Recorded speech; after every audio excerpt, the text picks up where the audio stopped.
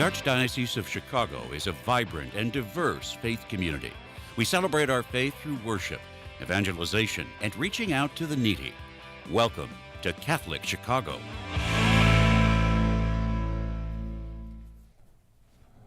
Good morning, welcome to Catholic Chicago. I'm Father Greg Sakowicz, the rector of Holy Name Cathedral in Chicago.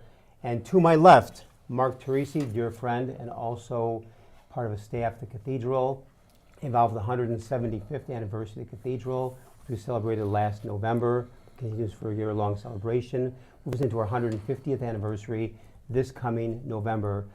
Morning, Mark, how are you? Good morning. This is a great show to We help have support our 175th with this special program that we're going to be talking about. And with no further delay, we will get right into the program. I'd like to first of all introduce Deacon Dan Welter, staff member of the cathedral, former chancellor of the Archdiocese of Chicago, now full-time staff member of the cathedral and doing a wonderful job in so many different areas of ministry. And so welcome to the program, Dan. It's a privilege to be here. Thank you. And to also Wayne Messmer, singer, speaker, broadcaster, author, involved with Chicago Cubs doing the national anthem for the last 41 years. Yeah. 13 of those years was with the Chicago Blackhawks national anthem. Right. 3 years with the White Sox. Right. 3 years, how many years with the Chicago Wolves? 31 now with the Chicago Wolves hockey 31 team. years Yeah. with the Chicago Wolves, and also author of a tremendous book entitled Voice of Victory, after you were shot in the throat back in Amazingly, that's 30 years ago. Wow. 30 years. 1995. 94. 94, so Yeah. 30 plus years. Yeah. Welcome to the program, Wayne. Thank you. And God, I've known you, Wayne, now for 20 or 30 years. No, I take it back. I met you before the horrific shooting in 94. So we go back many, many years. You keep looking younger. I keep growing older. You had blonde hair. I had hair. Yeah, it's right now. My brother said I got wavy hair. It's waving goodbye. I know the What are you feeling. laughing at? I know, exactly. Makeup. Exactly. Yeah. Well, Wayne, as a way to introduce the program, maybe part of your background. Well, I'm a kid who grew up on the southwest side, 5 Holy Martyrs parish, and was always led to try and identify with people that I thought were inspirational.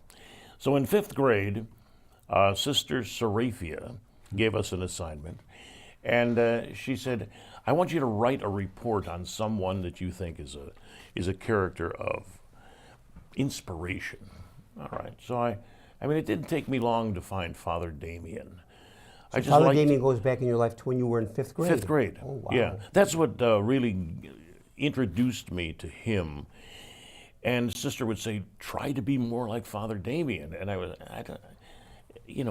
kid, I don't want to hang out with leper people, but I'll try and maybe have some of the qualities, and so that has become my personal mission ever since, to try and spread kindness as he showed it. It all starts back in 5th grade. 5th grade. With Father Damien, a report. Yeah. Deacon Dan Welter, just briefly your background. Well, I grew up on the southwest side also, a couple of years ahead of Wayne. I went through the seminary system, and after 7 years in seminary, discerned out, became a lawyer, then a circuit court judge for 22 years. Then I became chancellor here at the diocese, working on the sexual abuse cases for the cardinal, and ultimately retired from those active roles to come to be part of the active staff at the cathedral. And was ordained a deacon for the Archdiocese in what year? 1991. So I have 33 years. 4 years ago. Almost, yeah. Now, just so people understand why you two are sitting here together, March 2nd, Wayne, you're coming to Holy Name Cathedral. Dan made that. How did you connect that you're going to bring Damien to Holy Name? I had the opportunity and the privilege of seeing this play a number of years ago at St. Josephat Parish, where Wayne was a parishioner and I was assigned as deacon. And it was one of those moments that you don't forget in your life, when you get to see really a saint come to life in your church. And that's when we started to work on this 171st celebration for the Archdiocese of the Cathedral. It came to mind almost immediately, and I came to you, Mark, to say we should really put this together.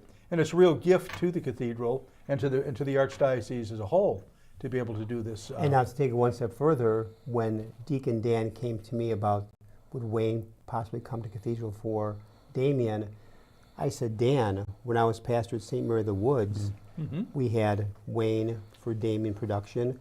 When I was pastor at St. Mary's in Evanston, had Wayne for the Damien production. I said, get it, book him. I said, and I remember your darling mother sitting in the front row. Wow. Wow. You do remember that? Oh, absolutely. Wow. Absolutely. There are people, one thing, and you mentioned just becoming that person or having to become that person to translate the story in understandable terms for the people, because it is really tremendous. It's so powerful. It's one of the great stories. It's Christ-like because he's giving his life for others. And these people, once they were diagnosed as lepers, they got 48 hours to report to the Board of Health. They were then marched down the street in Honolulu, thrown on what was known as the leper boat before dawn on Mondays, and off they would go. And they would pass Maui and off to the island of Molokai, which has like a football type thing sticking out of it on the top, a peninsula, the Kalapapa Peninsula. They would go over there and in some cases throw these poor people overboard and then fend for themselves. So March 2nd, you're coming to Holy Name. I have two questions. One, what does it feel like coming to Holy Name to present this? But then also, how does this fit as a challenge for people today? Well, number one, I am thrilled to do this at Holy Name Cathedral. I tell people about this, and if they're not Catholic, I say, this is, in the Catholic world, this is like playing the Palace Theater. You know, this is the big time, my friend. And I never thought of it that way. yeah, you know, because when I walk into the worship space, I very respectful, but I have to point out generally if the pastor or whomever is with me, I said, excuse me, but I'm going to be looking at this as a theater, theatrical space. You know, because I respect everything. And the Damien play is enormously respectful. The altar is only used once, and it is at the end when he is finally, his work is done. His work is done. So, how does it relate? Man, kindness to others has an eternal shelf life. But people stop reaching for it, you know, and that's the thing that bothers me. I mean, we just need to be kinder to each other. And now here's the thing about the Damien play, written in 1977 by a playwright named Aldith Morris in Honolulu. The original play was just a one-man monologue, and it was a little too dark. And it ended with him still in great doubt. Did I do the right thing? Did I have any impact?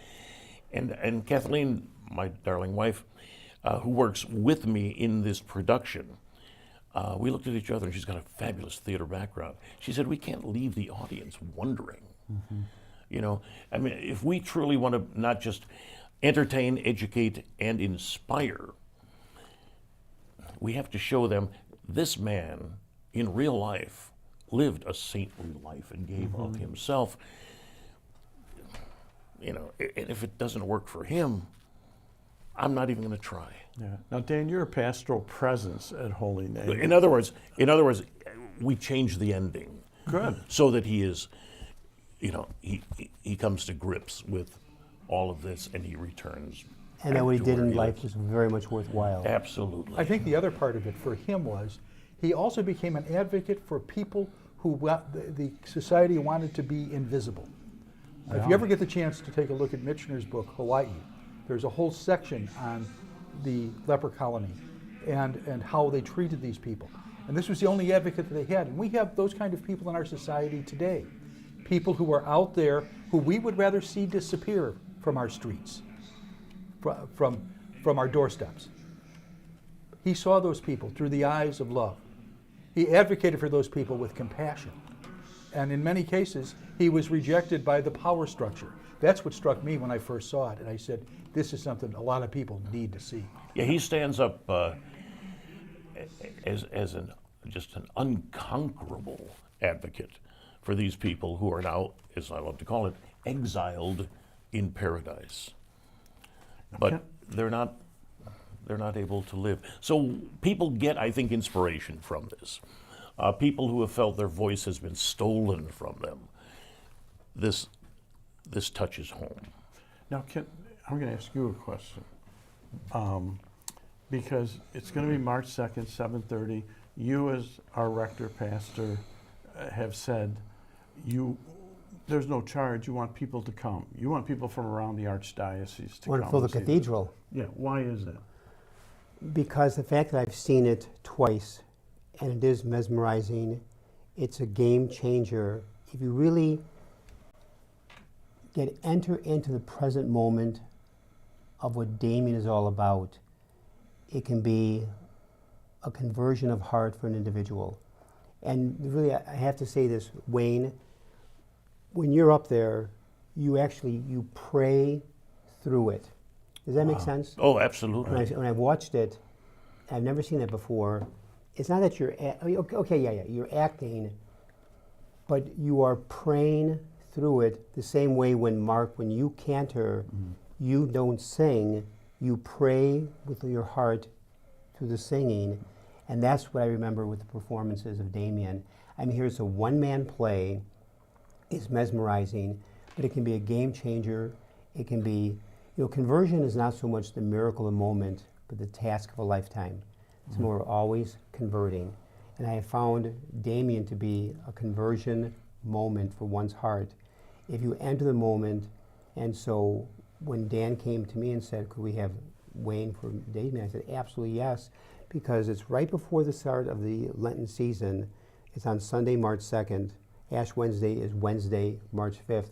What a better way to begin the whole Lenten journey through coming that evening, March 2nd, at 7:30 at the cathedral for Damien. Greg has always asked this question in a moment like this. How has it changed your life? I miss being him. To pretend to be someone not like him, but to pretend to be him for 90 minutes is deeply personal. Because, for example, so much so that there was a 9.5-minute monologue that opens the play that I wrote, added onto it. I've now edited it down, I think, to about 7.5 or something like that. But it happened one day when I'm in the living room and prepping for the show. And I said, wait a minute. What if Damien were just to pop in here? I want to talk over this stuff with him a little bit. Boom, I hit record. And became him. What is all this talk about sainthood? If that were my objective, I would have failed miserably. That kind of thing. And I rambled on for 9.5 minutes as Damien, saying, you could be me. You may have made the same choice if you were in that situation. Maybe not, and probably not, but you might have, And so if you're able to touch one person so deeply, it is so worth the effort of doing this. And people truly do see Damien, they don't see Wayne Messmer. It's nice, if the first 5 minutes to you, Wayne is still there, you're not plugged in yet. That's interesting, because when I watched the performance twice, that's what happened to me. For the first couple of minutes, you were Wayne Messmer, the singing voice of the Chicago Blackhawks, the voice of the Chicago Cubs for the national anthem. But slowly that melted away, and in front of me was Damien, because it's so mesmerizing. You almost can't put into words. Before we continue, Mark, take us to break. Okay. And when we come back, I have a question for you, Wayne, and then Dan. Catholic Chicago, at Catholic Chicago today with Wayne Messmer, Deacon Dan, Welter. We're talking about Damien, the play Damien, coming to the Holy Name Cathedral March 2nd. Performance 7:30. People come to Mass at 5:15. There's going to be a dinner before the play, which we'll talk about after the break. We'll be back in a few minutes. Please stay tuned.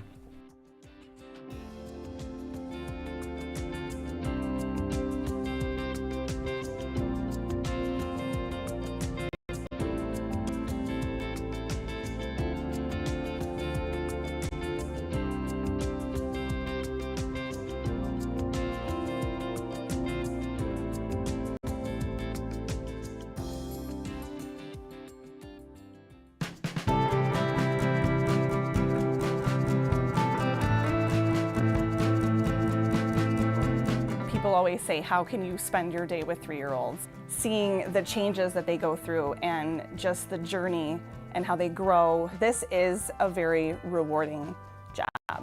Even though at the end of the day, we're not the highest paid people on earth. And when I have a parent contact me and say, my child loves school, that to me, I'm setting that foundation for their love of learning. Because really, you are changing lives, you are molding lives. Shape the next generation of leaders. Teach. Apply today at archchicago.org/schooljobs.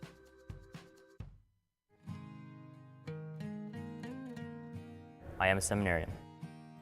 The church needs compassionate and well-trained priests to help guide each of us through life.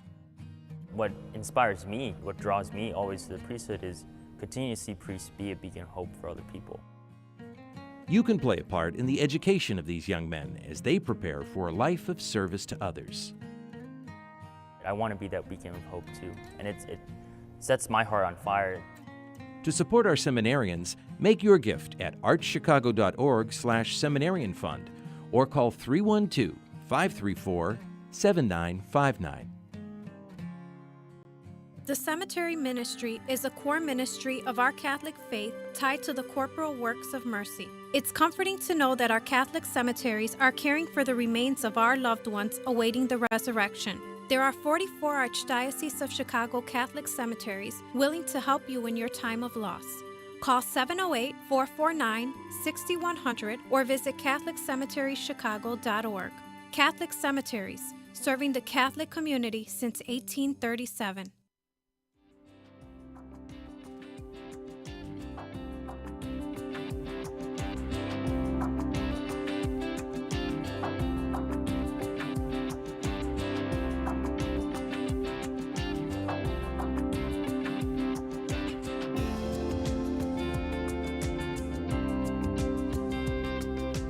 We're back, Catholic Chicago.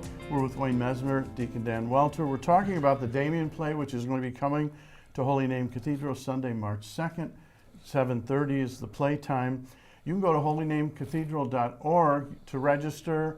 Father Greg Sakowicz has offered the play to people from around the Archdiocese for free because he believes in the play and how it will inspire you particularly during the Lenten season.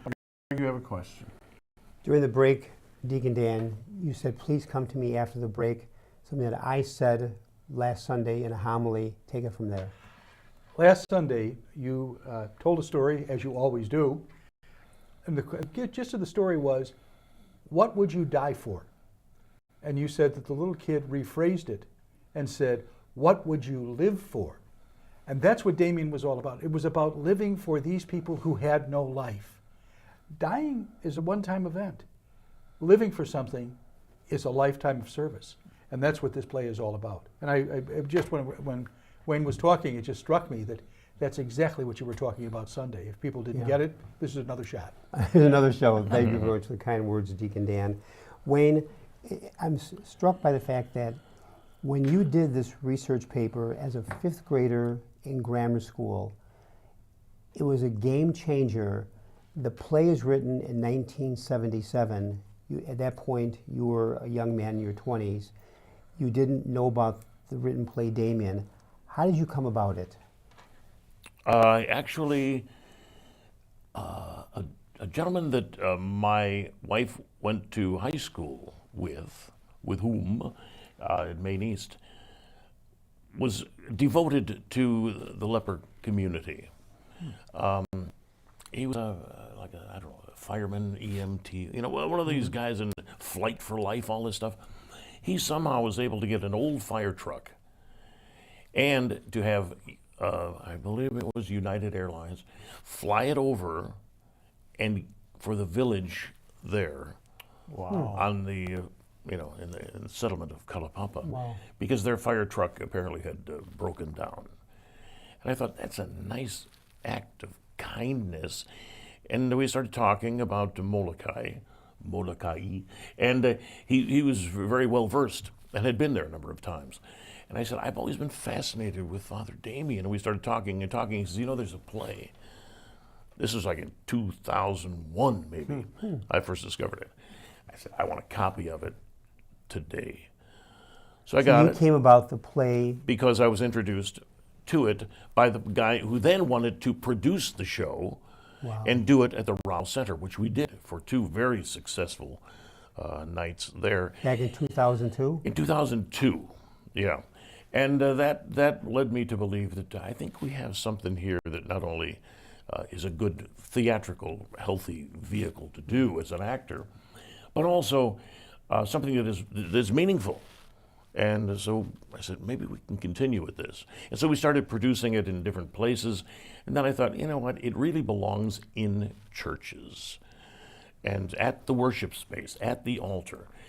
And so then I put together a package, which I still have, which is kind of a turnkey type situation where this is what we do. We come in, do a site visit. We then come in, and set up very modest things and very little needed from the church in terms of lighting. Just so kind of easy. Boom. We plug in a laptop. I plug in a microphone. And Damien arrives. Now, Dan, you're very passionate about the deacons, mobilizing the deacons to come and see this. Absolutely. Why? Because I think it speaks to our charism of service. And our charism of service to those that are the outsider, the Anuim, the ones that are rejected. That's who the deacons are there for, right from the Acts of the Apostles at the time of our Genesis to today. And this so well resonates with all of us. He could be our patron saint, if you will. And one of the things I wanted to make sure that we said here today, this is a gift from Father Greg to the entire Archdiocese, and you're all welcome to come and be with us. But the thing that's important too is that we did get underwriting from the Knights of Columbus, who we talked with.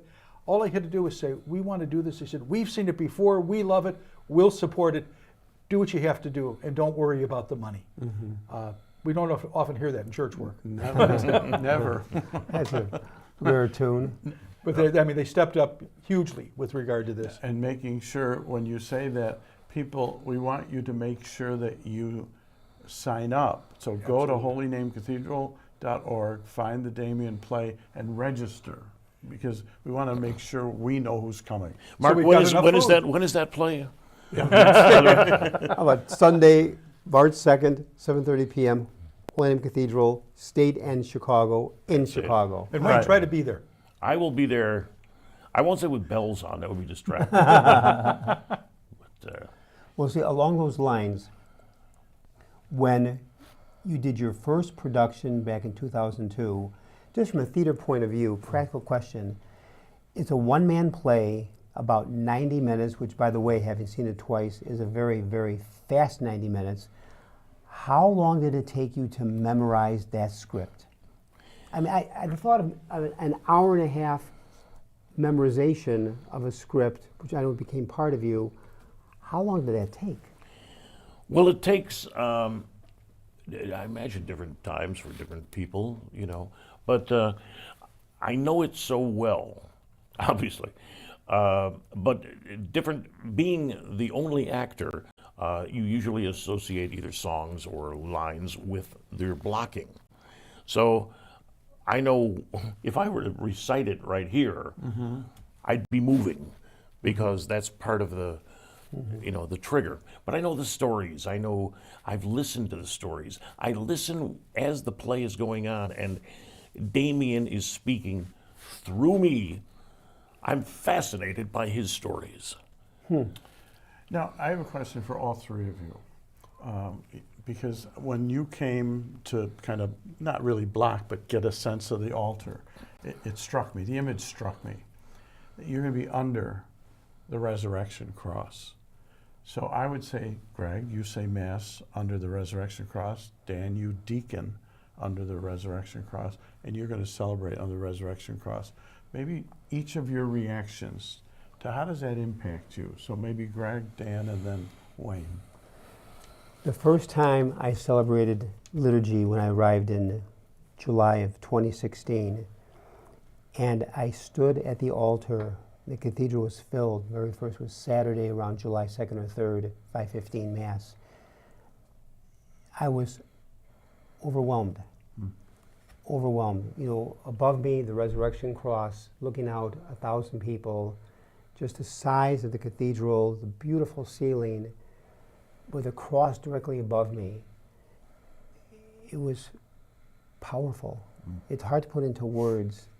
Even to this day when I celebrate, it can be a daily Mass with that cross above, that resurrection cross of not death, but life so victorious, we call it eternal resurrection. It is powerful. Wow. That's all I can say. Yeah, beautiful. But the first time I was over, and I don't overwhelm easily. I was overwhelmed. Dan, what about I you? remember something very similar. That was where I was ordained. And when we see this cross, I mean, in this space, and I'm coming in there to be the deacon for this parish, and it is a parish, beyond just being a cathedral. It was possibility and promise. They were the two words that came to mind. That's the promise. And the possibility is by the work that we do. Beautiful. Wayne, what about you? Well, I could go on and on about this one, because exactly what Father Greg is talking about is the moment that I live for. That moment, which again goes back to the ending of Damien. At that point, acknowledges his personal role model.